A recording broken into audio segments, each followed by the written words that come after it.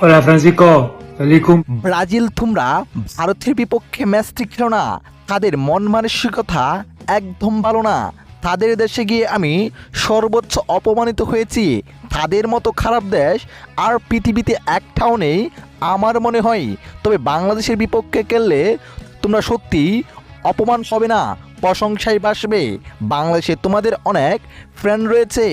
এইবার মেসির কথায় ভারতের বিপক্ষে ম্যাচটি বাতিল করার ঘোষণায় প্রায় 90% পেরিয়ে এসেছে।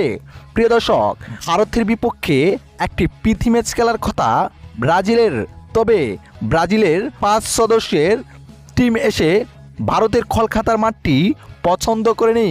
এরই মধ্যে ম্যাচটি বাতিল হওয়ার সম্ভাবনা প্রায় 90%।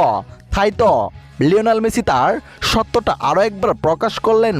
সেখানে তিনি বলেন, তোমরা ভারতে গিয়ে ম্যাচটি খেলো না। তারা যথেষ্ট সম্মান করতে পারে না। আমাকে নিয়ে তারা অপমান করেছে। সেই অপমান আমি আজও বলতে পারি নাই। তবে আমি বাংলাদেশেও গিয়েছি। বাংলাদেশের মানুষ আমাকে সত্যি অনেক ভালোবেসে বরণ করে নিয়েছিল এবং তোমাদেরও প্রেরণা রয়েছে বাংলাদেশে।